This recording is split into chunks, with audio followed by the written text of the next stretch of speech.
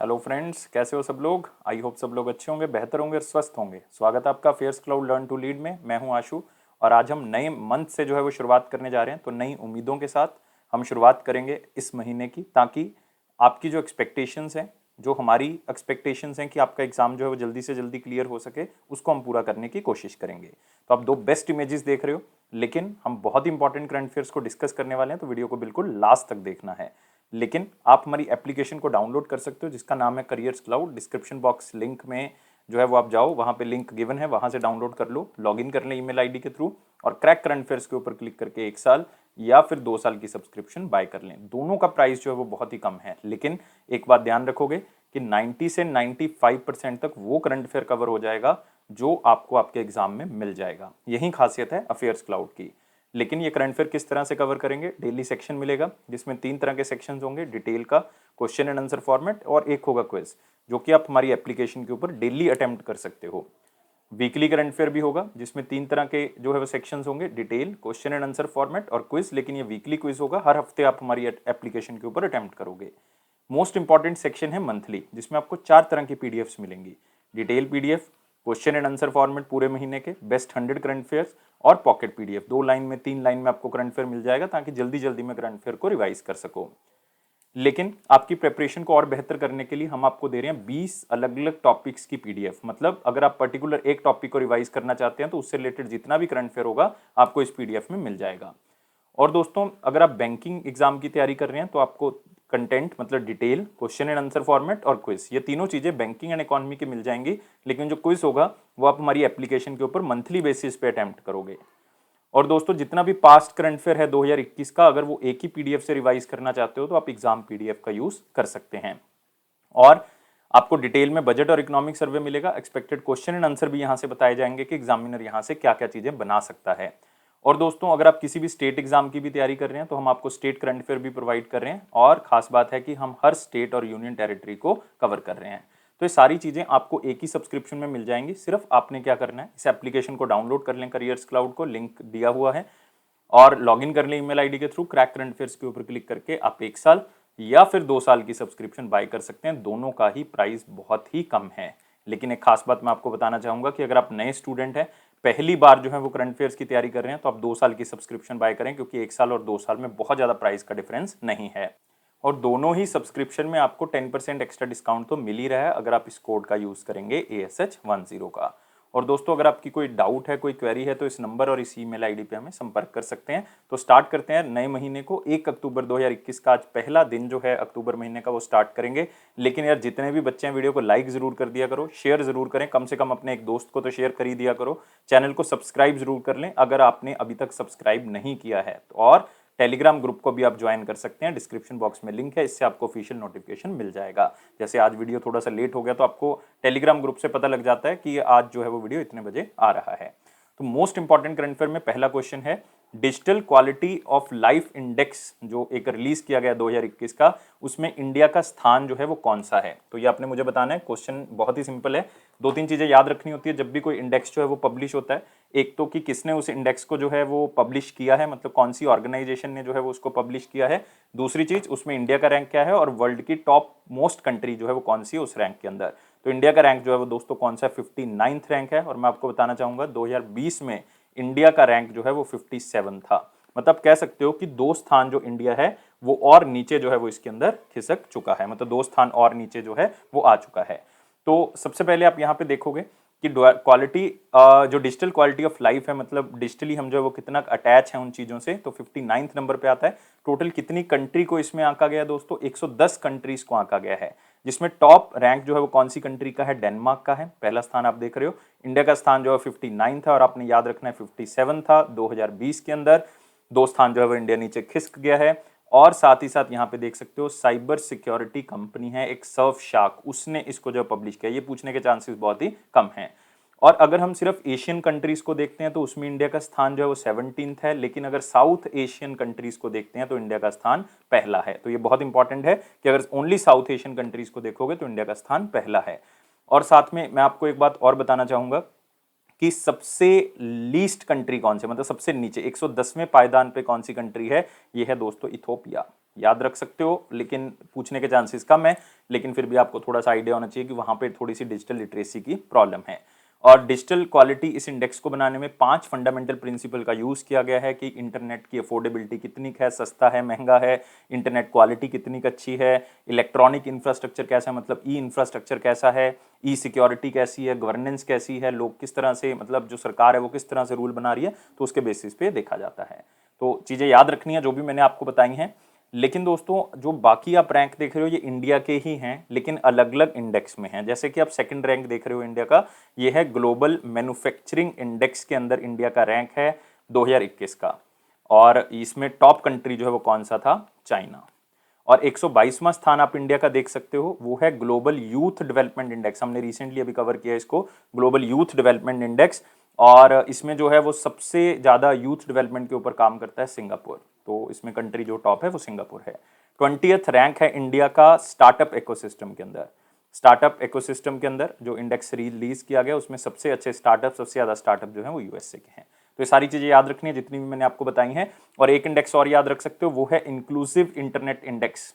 Inclusive internet index, ये भी आपने याद रखना है। इसमें इंडिया का स्थान जो है वो 49th है, 49th। इसमें टॉप कंट्री कौन सी है, स्वीडन है। तो 5 रैंक जो है वो आप याद कर सकते हो यहाँ से। अगला क्वेश्चन है 400 डेज नाम से एक बुक लिखी गई है, किसने लिखी है? बहुत ही सिंपल है, वो 2 बुक्स इससे रिलेटेड लिख चुके हैं, ये तीसरी बुक है, मतलब उस स्टोरी को आगे बढ़ाने के लिए। तो ये है चेतन भगत। तो इसलिए मैं मोस्ट इंपॉर्टेंट में कवर कर रहा हूँ क्योंकि ऑथर जो है वो बहुत ही फेमस है और आपको पता होना चाहिए। और ये बुक दोस्तों 8 अक्टूबर को जो है वो क्या होगी, रिलीज होगी, मतलब आज से 7 दिन बाद जो है वो रिलीज होगी। तो ये है कवर पेज उस बुक का, ये आप चेतन भगत देख रहे हैं। और साथ ही साथ आप कह सकते हो कि ये बुक जो है वो लाइक फ्रेंडशिप है, लव, ह्यूमन रिलेशनशिप, इन चीज़ों के आसपास जो है वो घूमती है। और किस तरह से जो है ये, मतलब अगर आपने 2 पढ़ी हुई हैं इससे पहले वाली, तो आप बहुत ही अच्छे से इस स्टोरी को क्या कर सकते हो, कनेक्ट कर सकते हो। तो 400 डेज नाम से आपने इस बुक को याद रखना है। लेकिन दोस्तों एक बात और याद रखनी है, यहाँ पे जो ऑथर्स हैं, मनन भट्ट बहुत ही फेमस बुक लिख देते हैं, बालाकोट एयर स्ट्राइक। याद रखना है, बालाकोट एयर स्ट्राइक। और ये पुलवामा अटैक का जो हमने बदला लिया था उसके बारे में लिखा हुआ है। धवल कुलकर्णी जो कि नथुराम गोडसे के बारे में लिखते हैं, नथुराम गोडसे कि उन्होंने गांधी जी को क्यों मारा उसके बारे में यहाँ पे लिखा हुआ है। जयराम रमेश जो है लाइट ऑफ एशिया नाम से एक बुक लिखते हैं, लाइट ऑफ एशिया। और जो जयराम रमेश हैं बहुत फेमस पॉलिटिशियन हैं इंडिया के। अगले क्वेश्चन के ऊपर आते हैं, और यहाँ पे आप देख भी सकते हो कि बुक को किसने पब्लिश किया है, वेस्टलैंड पब्लिशर ने इसको पब्लिश किया है दोस्तों। बहुत ही इंपॉर्टेंट है, पब्लिशर पूछा जा सकता है। और ये 2 स्टोरीज है, मैं कह सकता हूँ कि 2 लोगों की स्टोरी है, जिसमें प्यार, जिसमें नफरत, जिसमें आप कह सकते हो कि फ्रेंडशिप, ह्यूमन रिलेशनशिप, सस्पेंस, ये सारी चीज़ें जो है वो इसके अंदर हैं। पहला जो बुक का पार्ट था वो था the girl in the room 105, दूसरा था द अरेंज्ड मर्डर, ये दूसरा था, और तीसरा मैंने आपको बता ही दिया है 400 डेज के नाम से आ चुका है। अगले क्वेश्चन के ऊपर आते हैं, जापान के नेक्स्ट प्राइम मिनिस्टर जो है वो कौन बनेंगे, जो कि 100th नंबर के प्राइम मिनिस्टर होंगे। देखो एक हैरान करने वाली बात है, आप भी सोच रहे होंगे कि सर 100th प्राइम मिनिस्टर, तो अगर आप पिछले 2-3 साल में देख रहे हो यार, 3-4 तो अभी चेंज हो गए, तो इसलिए 100th प्राइम मिनिस्टर आपने याद रखना है, नाम पूछा जा सकता है। फ्यूमियो किशिदा हैं, तो याद रखेंगे फ्यूमियो किशिदा। आंसर क्या होगा, सी होगा। 100th प्राइम मिनिस्टर हैं जापान के। और जो उनकी पार्टी है एलडीपी, ये वहां से बिलोंग करते हैं, मतलब लिबरल डेमोक्रेटिक पार्टी। आपको पार्टी का नाम पूछा जा सकता है, लिबरल डेमोक्रेटिक पार्टी, तो उनके लीडर रह चुके हैं। तो और ये फॉरेन मिनिस्टर भी रह चुके हैं, तो आपने याद रखना है ये पहले फॉरेन मिनिस्टर भी रह चुके हैं। वो लॉन्गेस्ट सर्विंग फॉरेन मिनिस्टर रह चुके हैं पोस्ट वॉर फॉरेन मिनिस्टर जो हैं वो रह चुके हैं लंबे समय तक। और जब शिंजो आबे जो हैं वो प्राइम मिनिस्टर थे 2012 से लेकर 17 तक, तब ये जो हैं वो उस टाइम पे फॉरेन मिनिस्टर थे पूरी कंट्री के। तो अब ये प्राइम मिनिस्टर बन चुके हैं। इससे पहले कौन थे, जोशीहिडे सुगा, आपको पूछा जा सकता है 99। पार्टी जरूर याद रखनी है आपने, कौन सी, लिबरल डेमोक्रेटिक पार्टी। बहुत इंपॉर्टेंट है जितनी भी चीजें मैंने आपको बताई हैं। और फ्यूमियो किशिदा कौन सी जगह से बिलोंग करते हैं, हिरोशिमा से बिलोंग करते हैं। और हिरोशिमा अटैक आपको पता ही है, फर्स्ट न्यूक्लियर अटैक था जो यूज किया गया था, यूएसए ने फेंका था जापान के ऊपर, हिरोशिमा के ऊपर 6 अगस्त 1945 को हिरोशिमा अटैक होता, ये उस जगह से बिलोंग करते हैं। तो इस तरह से आप चीजें याद रख सकते हो। तो यहाँ पे आप उनका फोटो देख सकते हो, फ्यूमियो किशिदा, और इनको जापान का नेक्स्ट प्राइम मिनिस्टर जो है वो बना दिया गया है। तो याद रखोगे। अगले क्वेश्चन के ऊपर आते हैं जो कि वेरी इंपॉर्टेंट क्वेश्चन सेक्शन के ऊपर है। वीडियो को लाइक, शेयर और चैनल को सब्सक्राइब जरूर करें, और टेलीग्राम ग्रुप को डिस्क्रिप्शन बॉक्स से ज्वाइन कर लें। पहला क्वेश्चन है कि कौन सी स्टेट ने एक मोबाइल एप्लीकेशन लॉन्च किया जिसका नाम है डिजिटल बारामती अम्ब्रेला एप्लीकेशन। तो अगर आपको ये पता है, बारामती ये दोस्तों एक जगह का नाम है, कहाँ पे, पुणे के अंदर। तो बारामती लोगों को जो बारामती के लोग हैं उनको हर तरह की सर्विसेज जो म्यूनसिपैलिटी की तरफ से दी जाती हैं या अलग अलग तरह की सर्विसेज सरकार की तरफ से दी जाती हैं, वो सारी इस एप्लीकेशन के ऊपर मिल जाएंगी, डिजिटल बारामती अम्ब्रेला एप्लीकेशन। और ये एप्लीकेशन, इसका मतलब कौन सी स्टेट ने लॉन्च किया? महाराष्ट्र। महाराष्ट्र के स्टूडेंट याद रखेंगे कि इसको लॉन्च किसने किया है? महाराष्ट्र के जो डिप्टी चीफ मिनिस्टर हैं अजीत पवार जी, उन्होंने इसको जो है वो लॉन्च किया है। तो नाम याद रखेंगे, डिजिटल बारामती अम्ब्रेला एप्लीकेशन। तो इसमें क्या होगा कि जितनी भी सिटीजन सेंट्रिक सर्विसेज हैं, जितनी भी सिटीजन सेंट्रिक फैसिलिटीज हैं, वो सारी की सारी एक ही प्लेटफॉर्म पे आ जाएंगी, जो कि बारामती टाउन में लोग रहते हैं सबको मिल जाएंगी। और आईसीआईसी फाउंडेशन जो है वो इसमें फाइनेंशियली सपोर्ट कर रहा है। अब कह सकते हो कि अगर किसी ने पैसे भरने हैं, जो करना है वो आईसीआईसी के थ्रू जो है वो यहाँ पे किया जा सकता है। और आपने एक बात और याद रखनी है कि जितनी भी एप्लीकेशंस अभी चल रही थी, वो सारी एप्लीकेशन को अब ऐड ऑन करके जो है वो इसके अंदर ही डाल दिया गया है, ये भी याद रखोगे। और साथ में चाहे प्रॉपर्टी से रिलेटेड आपका कोई मैटर है, चाहे आप क्यूआर कोड से पेमेंट करना चाहते हो, चाहे आप जीआईएस टैग से रिलेटेड आपकी कोई दिक्कत है, कोई भी आपको प्रॉब्लम है, तो आप इस एप्लीकेशन के ऊपर बता सकते हो। लेकिन ये एक्सक्लूसिवली मतलब है सिर्फ किसके लिए? बारामती के लोगों के लिए। तो अगर लोगों की म्यूनसिपल काउंसिल से रिलेटेड कोई डिमांड है तो वो अब यहाँ से पूरी की जा सकती है। मतलब लोगों को सर्विसेज जो है वो उनके हाथ में मिल जाएगी, मतलब मोबाइल से ही उसको क्या कर सकते हो? यूज़ कर सकते हो। और दोस्तों आपने याद रखना है महाराष्ट्र के बारे में, बहुत इंपॉर्टेंट है। चीफ मिनिस्टर तो पता है सबको, उद्धव ठाकरे जी हैं। गवर्नर जो है वो यहाँ के कौन है? गवर्नर हैं भगत सिंह किशोरी जी, भगत सिंह किशोरी जी। और एक बात और याद रखनी है, यहाँ पे है तदोबा नेशनल पार्क, यहीं पे आपको मिल जाएगा Sanjay Gandhi national park, Sanjay Gandhi national park, बहुत इंपॉर्टेंट। अगले क्वेश्चन के ऊपर आते हैं। कौन सी ऑर्गेनाइजेशन ने जो है एक अवार्ड जीता है, जिस अवार्ड का नाम बेसिकली क्या है? Right livelihood award. तो याद रखना है कौन सी ऑर्गेनाइजेशन ने राइट लाइवलीहुड अवार्ड जीता। वैसे तो ये अवार्ड जो है वो 4 जनों को मिला है, जिसमें 3 जो है वो आप कह सकते हो कि मेल और फीमेल कैटेगरी के हैं, और एक जो है वो ऑर्गेनाइजेशन है। मतलब एक जो 3 है वो इंडिविजुअल लेवल पे दिए गए हैं, ये ऑर्गेनाइजेशन लेवल पे दिया गया है। हमने ऑर्गेनाइजेशन की बात की है तो आंसर क्या होगा? Legal initiative for forest environment. तो आंसर क्या होगा? ए होगा। इसको आप शॉर्ट में लाइफ भी लिख सकते हैं, तो आंसर क्या होगा? ए होगा।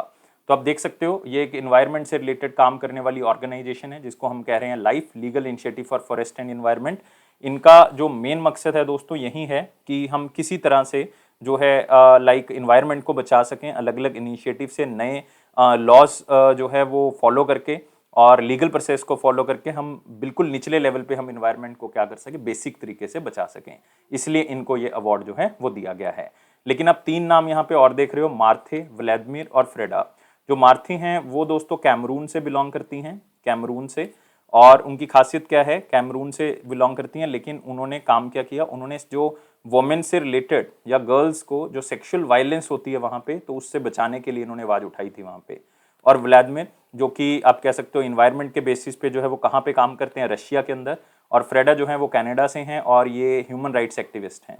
तो आप कह सकते हो कि किसी ना किसी तरह से ये लोग जुड़े हुए हैं ह्यूमन राइट से, इन्वायरमेंट से, लोगों को सशक्त करने में, जिसके कारण इनको ये राइट लाइवलीहुड अवार्ड 2021 का दिया जाता है। और एक बात और बताना चाहूँगा कि इसको स्वीडन का अल्टरनेटिव प्राइज भी दोस्तों कहा जाता है। क्या कहा जाता है? स्वीडन का alternative prize, Sweden alternative Nobel prize कहा जाता है, क्योंकि आपको पता है नोबेल प्राइज भी जो है वो स्वीडन की तरफ से दिए जाते हैं, और ये भी प्राइज जो है वो स्वीडन की तरफ से दिया जाता है, इसलिए इसको अल्टरनेटिव नोबेल प्राइज कहा जाता है। और चाइल्ड प्रोटेक्शन से लेकर इन्वायरमेंट डिफेंस से रिलेटेड जितनी भी कैटेगरीज हैं, सब में ये अवार्ड जो है वो दिया जाता है।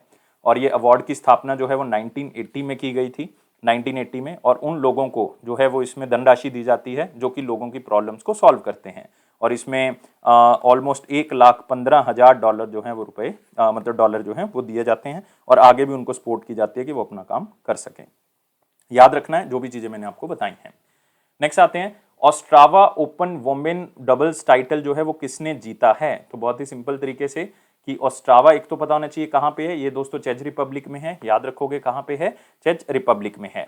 और एक आपने जो है वो इसमें एक बात और याद रखनी है कि ये डबल्स की बात कर रहे हैं हम, डबल टाइटल है वोमेन का। तो आप सोचोगे सर अभी तक तो हमने कभी वोमेन डबल्स जो है वो पढ़ा नहीं है, और हम पिछले 1 साल से जो अब आपसे करंट अफेयर कर रहे हैं, कभी हमने डबल्स के बारे में सुना भी नहीं है और पढ़ा भी नहीं है, क्योंकि डबल्स हमें याद रखने की जरूरत नहीं पड़ती, एग्जामिनर पूछता नहीं है, ज़्यादातर हम सिंगल्स ही पढ़ते हैं, मेन सिंगल, वोमेन सिंगल।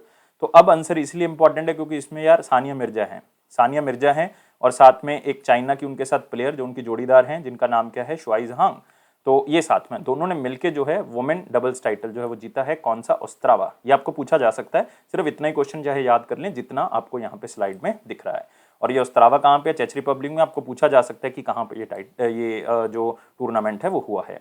और इसमें आपने एक बात और याद रखनी है, आप यहाँ पे सानिया मिर्जा देख सकते हो, आप यहाँ पे सुजाई जहांग देख सकते हो, और इन्होंने ये टूर्नामेंट जीत लिया है। लेकिन जो सानिया मिर्जा है ये उनका 43rd टाइटल है और 2021 का पहला टाइटल है, ये थोड़ा सा याद रखेंगे। अगला आते हैं कि कौन से बैंक को ऑफिशियल पार्टनर बनाया गया है integrated financial and human resource management system का। तो सिर्फ वन लाइनर क्वेश्चन है, अगर आप इसको इस तरह से भी याद करना चाहते हैं जितना स्लाइड में लिखा हुआ है तो it is more than sufficient, बहुत है। इससे ज़्यादा एग्जामिनर नहीं पूछ सकता, लेकिन फिर भी आपने याद रखना है ये integrated financial and human resource management system जो है ये बेसिकली तमिलनाडु गवर्नमेंट की तरफ से बनाया गया था। तमिलनाडु गवर्नमेंट का ये मकसद था कि जो भी ह्यूमन रिसोर्स से रिलेटेड प्रॉब्लम्स हैं, जो भी फाइनेंस रिलेटेड से लेकर सर्विसेज हैं या ह्यूमन रिसोर्स से रिलेटेड सर्विसेज हैं, उनको एक प्लेटफॉर्म पे लेके आया जा सके। और जो भी फाइनेंशियल प्रॉब्लम्स हैं या फाइनेंशियल सर्विसेज हमने प्रोवाइड करनी है उसके लिए एक बैंक की जरूरत पड़ेगी, और वो बैंक कौन सा होगा? इंडियन बैंक होगा, क्योंकि इंडियन बैंक का हेडक्वार्टर भी कहाँ पे है दोस्तों? चेन्नई के अंदर, तमिलनाडु में। और ये भी किसने स्टार्ट किया? तमिलनाडु में। तो इसलिए याद रखना है कि जो ह्यूमन रिसोर्स मैनेजमेंट सिस्टम होगा, जिसको बहुत से लोग यूज करते हैं, एम्प्लॉयज यूज करते हैं, सरकार यूज करती है, लोग यूज करते हैं, तो ये जो है उसके लिए इंडियन बैंक जो है वो ऑफिशियल पार्टनर रहेगा। सिर्फ वन लाइनर क्वेश्चन के बेसिस पे इसको याद कर लें। और इंडियन बैंक का हेडक्वार्टर चेन्नई तमिलनाडु में है, 1907 में इसकी स्थापना की गई थी। और दोस्तों एक बात याद रखनी है, इसके एमडी और सीईओ पदमजा चुंद्रू हैं, पदमजा चुंद्रू। यहाँ पे भी देख सकते हो इंडियन बैंक जो है वो ऑर्गेनाइज पार्टनर बन गया। कोई भी ऑफलाइन और ऑनलाइन कलेक्शन करनी है पैसे की, ट्रेजरी की, तो वो कौन करेगा? Indian bank. किसके बिहाफ पे? Integrated financial and human resource management के बिहाफ पे। अगला आते हैं क्वेश्चन, फिर आप यहाँ पे भी देख सकते हो ये ऑफलाइन और ऑनलाइन ट्रेजरी की ट्रांजेक्शंस करेगा इंडियन बैंक। और ये तमिलनाडु का एक इनिशिएटिव था जिसमें आप कह सकते हो जितनी भी स्मॉल सेविंग अकाउंट्स हैं, पेंशंस हैं, कोऑपरेटिव ऑडिट्स हैं, सारी चीजें जो हैं वो यही ह्यूमन रिसोर्स प्लेटफॉर्म पे देखी जाएंगी। कौन सी स्टेट ने मुख्यमंत्री पर्यटन उद्योग संबल योजना जो है वो स्टार्ट की है या संभाल योजना स्टार्ट की है? आपको पता है कि कोविड के कारण सबसे ज्यादा असर जो है वो पर्यटन के ऊपर पड़ा है, और ऐसी स्टेट जिसमें पर्यटन बहुत ज्यादा है जैसे गोवा, राजस्थान, ओडिशा, यूपी, इन स्टेट्स में पर्यटन बहुत ज्यादा है, जिसके कारण जो है वो ये जरूरी है कि इन स्टेट्स की तरफ से कुछ ऐसे कदम उठाए जाएं जिसमें पर्यटन जो उद्योग है वो आगे बढ़ सके। तो अब ये स्टेट है हमारे पास राजस्थान, क्योंकि अशोक गहलोत जी ने ये कहा है कि जो भी हमारे से हो सकेगा हम मैक्सिमम टू मैक्सिमम चीजें जो है वो प्रोवाइड करेंगे, जिसमें सबसे पहला इनिशिएटिव लिया गया मुख्यमंत्री पर्यटन उद्योग संबल योजना 2021, जिसमें क्या करेंगे? जिसमें जो है वो फाइनेंशियल असिस्टेंस प्रोवाइड की जाएगी। क्या प्रोवाइड की जाएगी? फाइनेंशियल असिस्टेंस, पैसा प्रोवाइड किया जाएगा जो पर्यटन उद्योग से जुड़े हुए लोग हैं, ताकि उनको हेल्प हो सके। तो अशोक गहलोत जी की तरफ से इस समस्या का समाधान करने के लिए इस एप्लीकेशन को लॉन्च किया गया है। तो एक तरह के पैसे से वित्तीय मदद जो है वो यहाँ पे की जाएगी उन बिजनेसमैन को जो कि टूरिज्म और हॉस्पिटैलिटी सेक्टर से जुड़े हुए हैं और उनको कोविड-19 के कारण इफेक्ट हुआ है। और इन्होंने एक एप्लीकेशन भी लॉन्च किया जिसका नाम है राजस्थान टूरिज्म ऑफिशियल एप्लीकेशन। मतलब अगर कल आपको राजस्थान घूमने जाना है तो आप इस एप्लीकेशन को डाउनलोड कर लें, और वहाँ पे आपको सारी इंफॉर्मेशन मिल जाएगी टूरिज्म से रिलेटेड कि कौन से होटल्स हैं, क्या क्या देखने के लिए, सारी चीज़ें आपको यहाँ पे मिल जाएंगी। और चीफ मिनिस्टर ने यह भी कहा है स्पेशली कि अगर टूरिस्ट से कोई क्राइम होता है तो हम उसको कॉग्निजेबल ऑफेंस बना रहे हैं। तो ये वर्ड आपको पता होना चाहिए, हमारे कॉन्स्टिट्यूशन में भी है। कॉग्निजेबल ऑफेंस का मतलब है एक ऐसा आपने कोई जो है वो जुर्म कर दिया टूरिस्ट के खिलाफ, तो आपको पुलिस सीधा आके पकड़ लेगा, अरेस्ट कर लेगी, और उसके लिए वारंट की जरूरत नहीं पड़ेगी। आप उससे पूछ नहीं सकते कि आपके पास वारंट है या नहीं, आप कैसे अरेस्ट कर सकते हो, ऐसा नहीं होगा। तो कॉग्निजेबल ऑफेंस का मतलब है कि पुलिस आपको आके सीधा अरेस्ट कर लेगी, कोई वारंट की जरूरत नहीं होगी, विदाउट वारंट अरेस्ट कर सकती है। इवन इन्वेस्टिगेशन भी स्टार्ट कर सकती है कोर्ट की परमिशन के बिना भी। उसके साथ तो कर ही सकती है, लेकिन उसके बिना भी जो है वो परमिशन लिए बिना भी जो है वो इन्वेस्टिगेशन, इसको कहते हैं कॉग्निजेबल ऑफेंस। तो ये चीज आपने याद रखनी है। और नॉन कॉग्निजेबल का मतलब क्या होता है कि आपको विदाउट वारंट अरेस्ट नहीं किया जा सकता। तो ये बात को आपको थोड़ा सा याद रखें। और राजस्थान के बारे में आपको बताइए कौन है गवर्नर यहाँ के? कलराज मिश्रा जी, कलराज मिश्रा। चीफ मिनिस्टर मैं बचा चुका हूँ, अशोक गहलोत जी हैं। यहाँ पे आपको मिलेगा सरिस्का, सरिस्का नेशनल पार्क। यहीं पे आपको मिलेगा रणथंबोर, बहुत ही फेमस रणथंबोर। यहीं पे आपको मिल जाएगा कलादेवगना, कलादेवगना। और यहीं पे मिलेगा रामगढ़। रामगढ़ दोस्तों 52nd टाइगर रिजर्व है पूरे इंडिया का, लेटेस्ट टाइगर रिजर्व जो कि राजस्थान में डिक्लेयर किया गया। अगला क्वेश्चन आते हैं, एक बुक लिखी गई है जंगल नामा, स्टोरी ऑफ द सुंदरबन। तो एक मिथोलॉजिकल स्टोरी आप कह सकते हो। आप कह सकते हो कि उन्होंने सुनी होगी कहीं से या उन्होंने देखा होगा कहीं पे, तो इसलिए उन्होंने इस बुक को लिखा। लेकिन बहुत ही बड़े ऑथर हैं अमिताभ घोष जी, उन्होंने इस बुक को लिखा है। इसका ऑडियो वर्जन भी जो है वो साथ में रिलीज किया गया है। ऑडियो वर्जन जो है उसको मतलब जो आवाज़ दी है वो अली सेठी ने दी है। अली सेठी जो कि यूनाइटेड स्टेट्स ऑफ अमेरिका में एक सिंगर और राइटर हैं, और उन्होंने ही इसका बैकग्राउंड म्यूजिक और मतलब ऑडियो लेवल जो है वो सारा इन्होंने तैयार किया है। लेकिन हमने अमिताभ घोष याद रखना है। बुक का नाम है जंगलनामा, ए स्टोरी ऑफ सुंदरबन। तो इसमें जो है वो बताया गया है जंगलनामा के अंदर कि किस तरह से जो है वो लाइक सुंदरबन के आसपास के जो गांव हैं उसमें जो जंगल हैं, तो उसमें किस तरह से जो है वो लाइक भगवान माना जाता है पेड़ों को, किस तरह से जो है वो लोगों के बीच में प्रथाएं चल रही हैं, तो उसके बारे में यहाँ पे बताया हुआ है। तो अलग अलग कहानियां जो है इसमें बताई हुई हैं। लेकिन बाकी जो ऑथर देख रहे हो दोस्तों, ये भी आपके लिए बहुत इंपॉर्टेंट, लाइक अवतार सिंह बसीन। इन्होंने इंडिया और चाइना के फॉरेन रिलेशंस के बारे में लिखा, जिसमें बुक को नाम दिया नेहरू, तिब्बत और चाइना, खास करके जब चाइना तिब्बत को अक्वायर कर रहा था उस टाइम पीरियड पे। हरे कृष्णा मेहता बहुत इंपॉर्टेंट बुक लिखी, इन्होंने लिखी ओडिशा इतिहास। ओडिशा इतिहास तो मतलब आप कह सकते हो ओडिशा की हिस्ट्री के बारे में इसमें लिखा हुआ है। नितिन गोखले ये बुक लिख देते हैं मनोहर पारिकर के बारे में। Manohar Parrikar, brilliant mind simple life. Manohar Parrikar मतलब जो देश के पुराने डिफेंस मिनिस्टर भी रह चुके हैं और साथ ही साथ गोवा के मुख्यमंत्री भी रह चुके हैं पुराने, लेकिन अब तो हमारे बीच में नहीं रहे वो, लेकिन बहुत ही मतलब वर्सटाइल पर्सनैलिटी थे वो, तो उनके बारे में इन्होंने बुक लिखी थी, तो ये भी याद रखना है। और अमिताभ घोष पहले ही लाइक 2021 में 2 बुक्स जो है वो लिख चुके हैं, बहुत ही इंपॉर्टेंट। द नटमेग कर्स, याद रखोगे, नटमेग कर्स इंपॉर्टेंट है, पूछा जा सकता है। और एक बुक उन्होंने लिखी थी the living mountain, the living mountain. तो ये याद रखोगे, जो भी बुक्स अमिताभ घोष ने लिखी हैं बहुत इंपॉर्टेंट हो जाते हैं, क्योंकि ज्ञानपीठ अवार्ड इनको मिल चुका है, बहुत ही फेमस है। कौन सी कंट्री ने हाइपरसोनिक मिसाइल जो है वो लॉन्च किया, जिसका नाम क्या है, वासोंग 8। तो याद रखना है, हवासोंग 8 भी कह सकते हैं, वासोंग 8 भी कह सकते हैं। जनरली एच साइलेंट होता है, लेकिन फिर भी आपने नाम को याद रखना है, चाहे सॉन्ग से याद रखें, कीवर्ड याद करें। और ये कंट्री है हमारे पास नॉर्थ कोरिया।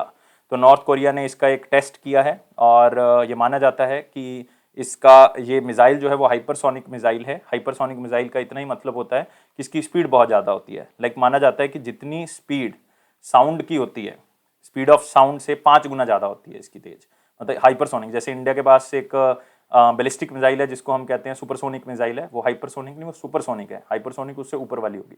सुपरसोनिक है एक ब्राह्मोस, उसको हम कहते हैं ब्राह्मोस, तो वो सुपरसोनिक है।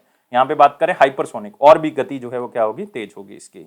तो उसको ट्रैक करना जो है वो बहुत मुश्किल हो जाएगा दूसरी कंट्री के लिए, इसलिए। और किसी अगर आप उसके खिलाफ कोई मिसाइल छोड़ते भी हो तो भी जो है वो उसको पकड़ना मुश्किल हो जाएगा, इसलिए इसको नाम दिया गया हाइपरसोनिक, और नाम क्या है, वासोंग। सिर्फ इतना ही क्वेश्चन याद कर लें जितना आपको यहाँ पे दिख रहा है। तो नॉर्थ कोरिया ने इस हाइपरसोनिक मिसाइल को टेस्ट किया है, वासोंग 8 को। अगले क्वेश्चन के ऊपर आते हैं। कौन सी कंट्री ने, फिर से एक साइंस एंड टेक से रिलेटेड क्वेश्चन आ गया, लैंडसैट 9 नाम से एक सैटेलाइट लॉन्च की है, जो कि अर्थ के लैंड सरफेस को मॉनिटर करेगा, कि जो अर्थ की इमेजेस को खींचेगा, देखेगा, अलग अलग तरीके से देखेगा। और ये नई टेक्नोलॉजी है लैंड सैटेलाइट, क्योंकि इसमें जो इमेजेस आएंगी वो अलग अलग तरह की आएंगी। जैसे ये थर्मल रेडिएशन के तौर पे खींचेगा, कि हीट देखेगा कि अर्थ सरफेस से कितनी निकल रही है, कितनी अब्जॉर्ब हो रही है, उसके हिसाब से खींच लेगा। तो एक नई टेक्नोलॉजी है। तो आप कह सकते हो short wave infrared light, short wave infrared light, जो कि हम अपनी आंखों से नहीं देख सकते, उसको भी ये कैप्चर कर लेता है। तो उसके थ्रू जो है वो 8 दिन में ये पूरी पृथ्वी की इमेजेस जो है, पूरे पृथ्वी की फोटो खींच लेगा, जिसके बाद जो है वो मुझसे काफ़ी चीज़ें जो हैं वो निकाल सकते हैं, और पूरी लैंड को मेजर कर सकते हैं, पूरी लैंड में देख सकते हैं कि क्या क्या चीज़ें किस तरह से हैं। तो ये जो है मिशन है वो किसका है, नासा का है। तो याद रखना है, national aeronautics space and administration, USA की स्पेस एजेंसी है दोस्तों, और इसके एडमिनिस्ट्रेटर कौन है, बिल नेल्सन। कौन है, बिल नेल्सन। अगले क्वेश्चन के ऊपर आते हैं। यहाँ पे देख सकते हो Landsat satellite to monitor earth landscapes. तो एक डेयरी टेक्नोलॉजिकल स्टार्टअप है जिसका नाम है स्टेल एप्स या स्टेलापस, और इन्होंने एक बैंक के साथ टाई अप किया है, ताकि जो डेयरी फार्मर्स हैं, जुड़े हुए हैं, आप कह सकते हो डेयरी सेक्टर से, स्मॉल छोटे फार्मर्स हैं, उनको पैसा जो है वो हम ऑनलाइन ही ट्रांसफर कर दिया करेंगे। तो ये बैंक कौन सा है, एयरटेल पेमेंट बैंक। मतलब एयरटेल पेमेंट बैंक की मदद से जो है वो उनको कैशलेस ट्रांसफर जो है वो पैसे को किया जाएगा। मतलब उसमें बैंकिंग पार्टनर कौन होगा, Airtel payment bank. Simple question है कि डेयरी फार्मर्स को कैशलेस फंड ट्रांसफर करने के लिए एयरटेल पेमेंट बैंक का यूज किया जाएगा, और वो कौन करेगा, स्टेल एप्स यूज करेगा। तो इसमें स्टेल एप्स मिल्क कलेक्शन जो सेंटर्स होंगे वो एक तरह के बैंकिंग पॉइंट के तौर पे एक्ट करेंगे, जो कि फार्मर्स को जो है वो एक बैंक अकाउंट खोलने के लिए कहेंगे, पैसे को विड्रॉ करने के लिए वहां पे आप जो विड्रॉ कर सकते हैं, कैश डिपॉजिट कर सकते हैं या और भी जो बैंकिंग फैसिलिटीज हैं वो वहां पे यूज कर सकते हैं। तो आपको पता होना चाहिए कि राजस्थान हो गया या गुजरात हो गया, इसमें स्टेल एप्स मिलर कलेक्शन सेंटर बहुत जगह पे बने हुए हैं। तो वहां पे ये एक तरह का बैंकिंग पॉइंट एग्जिस्ट करेंगे जहां पे एयरटेल पेमेंट बैंक के ये अकाउंट खुलवाएंगे, पैसे को विड्रॉ करना है, कैश डिपॉजिट करना है तो वहां से हो सकता है। तो बहुत इंपॉर्टेंट है खास करके डेयरी फार्मर्स के लिए। अभी इसको आप कह सकते हो दो जगह पे, उत्तर प्रदेश में और मध्य प्रदेश में जो है वो स्टार्ट किया जाए। उत्तर प्रदेश में दो डिस्ट्रिक्ट्स को चुना गया है, दो जिले कौन से हैं, एक तो वाराणसी है, कानपुर है, और दूसरा कौन सा, तीसरा कौन सा मध्य प्रदेश में ग्वालियर है। तो याद रखोगे कि कहाँ कहाँ पे इसको जो है वो ओपन किया गया है। तो पहले किसानों को बहुत दिक्कत होती थी यार, एटीएम जाना पड़ता था वहां से या ब्रांच जाना पड़ता था बैंक की, तो वहां पे जाके जो है वो ये पैसे निकालने पड़ते थे। अब कुछ नहीं, आप कलेक्शन सेंटर पे जाओ, वहां पे निकाल लो, जो आपके अकाउंट में ऑनलाइन ही जो पैसे आ जाएंगे। इसमें एक एप्लीकेशन थी जो बहुत पहले लॉन्च की गई थी, मूव पे एप्लीकेशन, ये स्टेला एप्स की ही है। तो ये एक इस तरह का इकोसिस्टम है जिसमें आपको सारी सर्विसेज दी जाती हैं जानवरों से रिलेटेड, कैटल से रिलेटेड, कि कौन सी खुराक अच्छी है, कौन सा हेल्थ केयर प्रोडक्ट उनके लिए अच्छा है, ठीक है, किस तरह से आप अपनी खेती को इम्प्रूव कर सकते हो, ये सारी चीज़ें जो इसमें बताई जाती हैं मूव पे एप्लीकेशन के ऊपर। ये पूछा जा सकता है, ये पशुओं के लिए दोस्तों, पशुओं की बेहतरी के लिए। और एयरटेल पेमेंट बैंक के बारे में याद कर लें, इसके सीईओ जो हैं वो अनुब्रता हैं, अनुब्रता विश्वास, और हेडक्वार्टर जो है वो इसका गुरुग्राम है। गुरुग्राम मतलब गुड़गांव, हरियाणा की बात कर रहे हैं। और पहला पेमेंट बैंक है इंडिया का। इंटरनेशनल ट्रांसलेशन डे 2021 का थीम क्या है? दिन तो बहुत ज़्यादा इंपॉर्टेंट नहीं है, लेकिन फिर भी याद रखना है कि ये हर साल जो है वो 30 सितंबर को मनाया जाता है। और इसमें ये है कि ट्रांसलेशन, अगर देखो लैंग्वेज हर कंट्री के अलग अलग है, अगर हम लैंग्वेज नहीं जानते तो इसका मतलब हमें किस चीज़ का यूज़ करना पड़ेगा, ट्रांसलेशन का। इसका मतलब है कि ग्लोबलाइजेशन होने में, पूरे दूसरी कंट्रीज़ के साथ जुड़ने में ट्रांसलेशन का बहुत बड़ा योग है। तो इसका मतलब क्या हो गया, सी आंसर होगा, यूनाइटेड इन ट्रांसलेशन। तो हम जो है वो ट्रांसलेशन की मदद से ग्लोबलाइजेशन बहुत ही अच्छे तरीके से कर सकते हैं। और आप यहाँ पे देख भी सकते हो कि 30 सितंबर को मनाया गया और थीम क्या है, यूनाइटेड इन ट्रांसलेशन। तो ये जो लैंग्वेज प्रोफेशनल्स हैं, जो अलग अलग लैंग्वेजेस को खास करके बोलते हैं, ट्रांसलेटर्स का काम करते हैं, उनको धन्यवाद करता है, उनको ट्रिब्यूट पे करता है कि यार आपने जो है वो नेशंस को कनेक्ट करने में बहुत बड़ा योगदान जो है वो निभाया है। और इसके लिए एक ऑर्गेनाइजेशन भी है, इंटरनेशनल फेडरेशन ऑफ ट्रांसलेटर्स, और इसका हेडक्वार्टर आपको मिलेगा पेरिस के अंदर, फ्रांस में। नेक्स्ट फिर से क्वेश्चन, वन लाइनर क्वेश्चन है कि कौन से पेमेंट बैंक ने जो है वो पेमेंट बैंक नहीं दोस्तों, सॉरी, स्मॉल फाइनेंस बैंक है। कौन सा ऐसा स्मॉल फाइनेंस बैंक है जिसने जो है वो एटीएम्स बंद कर दिए हैं, एटीएम सर्विसेज अब नहीं प्रोवाइड करेंगे, मतलब उनके अब आपको मार्केट में एटीएम नहीं मिलेंगे। और वो कौन सा है, सूर्योदय स्मॉल फाइनेंस बैंक। मतलब अगर उनका आपके पास कोई डेबिट या क्रेडिट कार्ड है तो इसका मतलब आप दूसरे एटीएम्स में जाके उसको यूज़ कर सकते हो, आप इंटरनेट बैंकिंग सर्विस यूज़ कर सकते हो, आप मोबाइल बैंकिंग यूज़ कर सकते हो, लेकिन अब आपको उनके एटीएम्स मार्केट में नहीं मिलेंगे और ना ही नए एटीएम्स वो क्या करेंगे, इशू करेंगे। तो सूर्योदय स्मॉल फाइनेंस बैंक जो है वो ऐसा पहला जो है वो लेंडर बन गया है जो पैसे देता है कि जिसने एटीएम सर्विसेज को बंद कर दिया है, याद रखना आपने। और सूर्योदय स्मॉल फाइनेंस बैंक जो है दोस्तों 2017 में स्थापित किया गया था, और इसके जो एमडी और सीईओ है वो भास्कर बाबू हैं, भास्कर बाबू। और इसका जो हेडक्वार्टर है वो मुंबई महाराष्ट्र है, और इसकी टैगलाइन है bank of smiles, a bank of smiles, खुशियों का bank, a bank of smiles. और जैसे हमारे करंट अफेयर्स हैं, current affair of smiles, a current affair of smiles.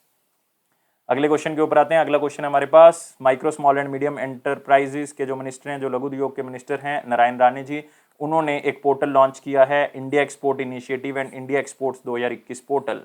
और नाम से पता लग रहा है यार इस पोर्टल का क्या काम होगा कि जो एक्सपोर्ट करते हैं, जो सामान को जो है वो बाहर बेचते हैं, तो उनको यहाँ पे जो है वो फ़ायदा मिलेगा, क्योंकि इस पोर्टल की मदद से वो जितनी भी उनको इन्फॉर्मेशन चाहिए, हर तरह की इन्फॉर्मेशन मिली हुई है। और कौन कौन सा सामान आप बाहर बेच सकते हो, कितना उसके ऊपर पैसा लगेगा, कितना खर्चा आएगा। तो 456 456 456 ऐसे टैरिफ लाइन्स हैं जो बताई गई हैं कि यहाँ से आप सामान इस तरह से बेच सकते हो, इतना खर्चा आएगा, हर चीज़ जो है वो इसके अंदर बताई हुई है। तो अपने नाम याद रखना है, इंडिया एक्सपोर्ट्स 2021 पोर्टल जो है यहाँ पे लॉन्च किया गया। और कौन है, union minister Narayan Rane. Next आते हैं, it will enhance the export and ensure localisation. बिल्कुल, अगर एक्सपोर्ट बढ़ेगा तो हमारे प्रोडक्ट जो है वो बाहर जाएंगे और हमारा जो मेक इन इंडिया कंसेप्ट है वो और बढ़ेगा, और हमारी ग्लोबल मैन्युफैक्चरिंग लेवल पे भी जो है वो हम क्या करेंगे, ऊपर उठेंगे। तो मतलब अगर एक्सपोर्ट बढ़ेगा, बाय डिफॉल्ट फॉरेन करेंसी की डिमांड जो है वो इंडिया के अंदर अपने आप ही शांत हो जाएगी, क्योंकि फॉरेन करेंसी एक्सपोर्ट करेंगे तो फॉरेन करेंसी ज़्यादा आएगी, तो इसका मतलब क्या है कि हमें फायदा होना स्टार्ट होगा। अगला करते हैं, फर्स्ट अटल कम्युनिटी इनोवेशन सेंटर खोला गया दोस्तों, कौन सी स्टेट में? ये इंडिया का पहला कम्युनिटी अटल कम्युनिटी इनोवेशन सेंटर जो है वो खोला गया है। इसका मेन मकसद यही है कि अगर आपके पास कोई इनोवेटिव आइडिया है तो आप उसको अपने आइडिया को कोई एक नया रूप देना चाहते हैं, तो आपको जो है वो अब इधर उधर जाने की जरूरत नहीं, अटल कम्युनिटी इनोवेशन सेंटर जाएं, वहां पे जो है वो सारी चीजें जो है वो देखी जाएंगी और वहां पे आपको जो है वो नया प्रोत्साहन, नई हेल्प जो है वो दी जाएगी। इसका मतलब ये इनिशिएटिव किसका होगा? अटल इनोवेशन मिशन का है, जो नीति आयोग का है। तो आपको कोई भी प्रॉब्लम आ रही है, आपके आइडिया से रिलेटेड आपके पास कुछ ऐसा है, तो इसका मतलब आप वहां पे इस सेंटर में जो है वो विजिट कर सकते हैं। तो हर तरह की प्रॉब्लम जो भी आपको आ रही है वो यहाँ पे सॉल्व जो है वो की जाएगी। तो कोई बहुत ही ज़्यादा हार्ड वर्किंग है, पैशनेट है, कोई बिजनेसमैन है राजस्थान का, तो वो अपने बिजनेसमैन को नई ऊंचाइयों पे लेना चाहता है, तो इस कम्युनिटी सेंटर का यूज़ कर सकता है। और ये खोला गया है राजस्थान में, क्योंकि ये स्पेशली मैं बात कर रहा हूँ राजस्थान के बिजनेसमैन के लिए।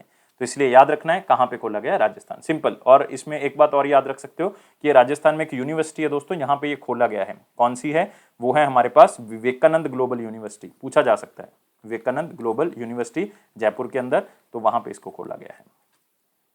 अगला आते हैं इंपॉर्टेंट क्वेश्चंस के ऊपर, लेकिन वीडियो को लाइक, शेयर और चैनल को सब्सक्राइब जरूर कर दें। टेलीग्राम ग्रुप को डिस्क्रिप्शन बॉक्स से ज्वाइन कर लें।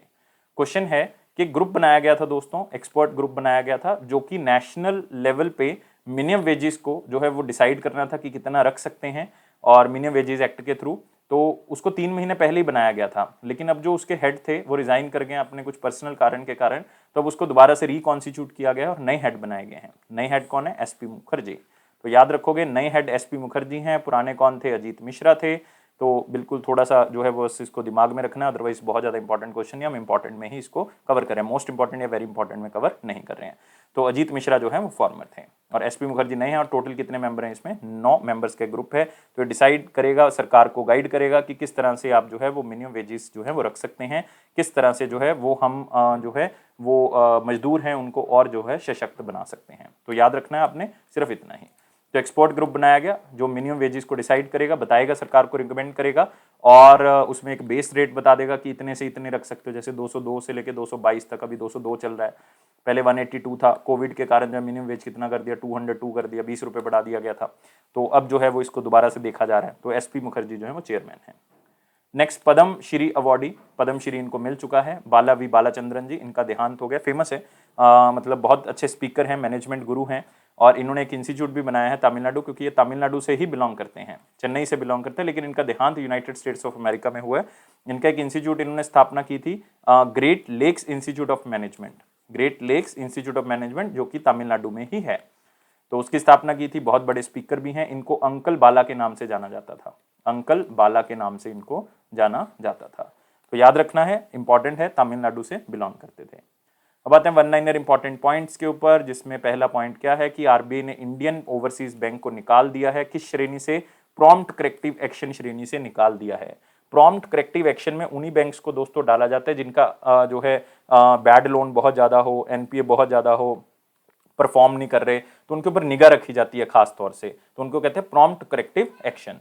तो अब इंडियन ओवरसीज बैंक को उससे निकाल दिया है, सिर्फ इतना याद रखें। और अभी सिर्फ एक ही बैंक रह गया है इसके अंदर, और वो कौन सा है? Central bank of India. बाकी सारे निकल गए, सिर्फ सेंट्रल बैंक ऑफ इंडिया रह गया। और रिसेंटली इन्होंने यूको बैंक को भी निकाल दिया था, यूको बैंक भी जो है वो इसमें से निकल चुका है। नेक्स्ट, वर्ल्ड मैरीटाइम डे मनाया गया 30 सितंबर को, लेकिन मैं आपको जानकारी देना चाहता हूं कि ये हर साल 30 सितंबर को नहीं बनाया जाता। ये हर साल जो है वो लास्ट थर्सडे को मनाया जाता है। कब? लास्ट थर्सडे को ये मनाया जाता है। लास्ट थर्सडे इस बार 30 सितंबर को था, मतलब 2022 में अगर जाओगे तो 29 सितंबर को आपको मिलेगा, तो 29 सितंबर को मनाया जाएगा। तो seafarers at the core of the shipping future, तो ये इसका थीम है। इसका मेन मकसद है कि जो लोग मैरीटाइम इंडस्ट्री से जुड़े हुए हैं, जो आप कह सकते हो पानी के रास्ते हम इधर उधर बेचते हैं लोगों को, या फिर पानी के रास्ते व्यापार करते हैं, या जो गवर्नमेंट ऑफिसर्स हैं जो पानी के रास्ते बैठे हुए हैं, हमें सेवा कर रहे हैं, हमें बचा रहे हैं, तो उनको सम्मानित करता है। और इसके लिए एक ऑर्गेनाइजेशन है, इंटरनेशनल मैरीटाइम ऑर्गेनाइजेशन। याद रखना है, ये ऑर्गेनाइजेशन आई से स्टार्ट हो रही है, ओ पे खत्म हो रही है, लेकिन इसका हेडक्वार्टर जिनेवा नहीं है दोस्तों, याद रखो इसको। इसका हेडक्वार्टर आपको कहाँ पे मिलेगा? लंदन। तो बच्चों ने रट्टा लगाया हुआ है कि सर आई से स्टार्ट होने वाली ओ पे, डब्ल्यू से स्टार्ट होने वाली ओ पे, खत्म होने वाली जिनेवा ही होगा। नहीं, ये तो सिर्फ आपका एक हिट एंड ट्रायल मेथड है, जो कि ज़्यादातर जगह पे फिट बैठता है, यहाँ पे फिट नहीं बैठेगा वो, तो इसलिए याद रखना है। आईएमओ का हेडक्वार्टर लंदन, यूनाइटेड किंगडम। अब आते हैं यहाँ पे अगला पॉइंट हमारे पास क्या है। इंग्लैंड के एक फुटबॉलर हैं जिनका नाम है रॉजर हंट, उनका देहांत हो गया। सिर्फ 3 चीज़ें याद रखनी है। रॉजर हंट नाम याद रखोगे, और कौन सी कंट्री से बिलोंग करते हैं? इंग्लैंड। उनका प्रोफेशन क्या था? फुटबॉल से। नेक्स्ट, कैबिनेट ने अप्रूवल दे दिया कि मिड डे मील स्कीम को जो है वो हम कंटिन्यू रखेंगे, लेकिन उसका नाम चेंज कर देंगे, पीएम पोषण नाम से जो है वो स्टार्ट रखेंगे उसको। तो आपने सिर्फ इतना याद रखना है कि अब ये फाइनेंशियल ईयर 26 तक चलेगी ये स्कीम, मतलब 2025-26 तक ये स्कीम चलती रहेगी। लेकिन इसकी खास बात क्या है इस स्कीम की कि 2025-26 तक जब चलेगी तो इसका पीएम पोषण के नाम से जानेंगे, मतलब प्रधानमंत्री पोषण शक्ति निर्माण के नाम से इसको जाना जाएगा। और इसमें जो रेशो है वो 60:40 है, मतलब 60 जो % पैसा सेंटर, 40% पैसा स्टेट देगा, याद रखना है। और इसको सबसे पहले 1995 में जो है वो स्टार्ट किया गया था, 1995 में। नेक्स्ट, सेबी ने कुछ अप्रूवल्स किए, कुछ अमेंडमेंट्स किए, बहुत ज़्यादा इंपॉर्टेंट नहीं है, एक बार पढ़ना है तो वेबसाइट से पढ़ सकते हैं, लेकिन अदरवाइज बहुत ज़्यादा इंपॉर्टेंट नहीं है, सिर्फ पढ़ लें एक बार अगर पढ़ना चाहते हो, क्वेश्चन बनने के चांसेस नहीं है यहाँ पे। नेक्स्ट, जो हमारे पास एक बोर्ड है सरकार का जिसको काउंसिल कहा जाता है, डिफेंस एक्विजिशन काउंसिल, को अप्रूव कर दिया गया है कि डिफेंस प्रोक्योरमेंट कर सकते हैं वो 13,165 करोड़ रुपए की, जिसमें से 87% जो पैसा होगा वो डोमेस्टिक प्रोक्योरमेंट में ही यूज़ किया जाएगा, मतलब जो हमारे देश में बना है वहीं हथियार, वहीं जो है वो डिफेंस सेक्टर की चीज़ें जो हैं वो यूज़ की जाएंगी, वहीं से खरीदा जाएगा। तो आप कह सकते हो आत्मनिर्भर भारत बन रहे डिफेंस सेक्टर में, डिफेंस सेक्टर में हम आत्मनिर्भर जो हैं वो हो रहे हैं, हम कह रहे हैं कि हम सशक्त हो जाएंगे इसके अंदर, बिल्कुल हो जाएंगे। और इसमें सबसे बड़ी कंपनी है हिंदुस्तान एरोनॉटिक्स लिमिटेड, जिसको मतलब एक कॉन्ट्रैक्ट मिला है कि वो 25 हेलीकॉप्टर्स बनाएगा, लाइट हेलीकॉप्टर्स, जिसको मार्क 3 कहा जाएगा, तो वो भी ऑर्डर इसी के अंडर मिला है, तो याद रखना है सिर्फ, और इसमें क्वेश्चन बनने के चांसेस कम हैं। अब आते हैं क्वेश्चन ऑफ द डे। 30 सितंबर 2021 का क्वेश्चन क्या कहता है, वो था कि बैंक ऑफ इंटरनेशनल सेटलमेंट दोस्तों उसका हेडक्वार्टर कहाँ पे है। देखो यार, आपको पता है कि हमारे बैंक्स को कौन कंट्रोल करता है, आरबीआई। ऐसे ही हर कंट्री के बैंक्स को कंट्रोल करने के लिए एक सेंट्रल बैंक होगा, सारे सेंट्रल बैंक्स को देखने के लिए एक बैंक है जिसको कहते हैं इंटरनेशनल बैंक फॉर सेटलमेंट या बैंक फॉर इंटरनेशनल सेटलमेंट। और इसका हेडक्वार्टर जो दोस्तों आपको मिलेगा बासल, मतलब बेसल के अंदर, जो कि कहाँ पे है, एक जगह स्विट्जरलैंड के अंदर है दोस्तों। और इसकी स्थापना जो है वो कब की गई थी, 1930 में। और याद रखना है 17 मई, कई बार डेट पूछ लेता है लेकिन पूछने के चांसेस कम है, ईयर पूछा जा सकता है, आया भी हुआ है बहुत बार। और इसके करंटली जनरल मैनेजर मतलब जीएम कौन है, अगस्तिन कार्स्टेन। कौन है, अगस्तिन कार्स्टेन। तो ये इसके करंटली जनरल मैनेजर हैं। तो याद रखोगे सिर्फ कि जितने भी सेंट्रल बैंक है पूरे वर्ल्ड में, उसको जो है वो कंट्रोल तो नहीं कह सकते, उसको देखता है कि क्या क्या चीज़ें वो कर रहे हैं, कहाँ पे फाइनेंशियल स्टेबिलिटी, किस तरह से उनको गाइड किया जा सकता है। तो ये काम बैंक ऑफ इंटरनेशनल सेटलमेंट करता है। अब आते हैं क्वेश्चन ऑफ द डे। क्या कहता है क्वेश्चन ऑफ द डे कि which rate basis overnight money is needed by the bank from RBI. तो सिंपल है यार कि अगर बैंक ने आरबीआई से पैसा लेना है, रातों रात उसको पैसे की जरूरत पड़गी कुछ एक दिन के लिए, 2 दिन के लिए, तो किस रेट पे ले सकता है। तो सिंपल क्वेश्चन बना दिया आपके लिए। तो आपने आंसर जो है मुझे कमेंट बॉक्स में करना है, मैं वेट कर रहा हूँ आपके आंसर का।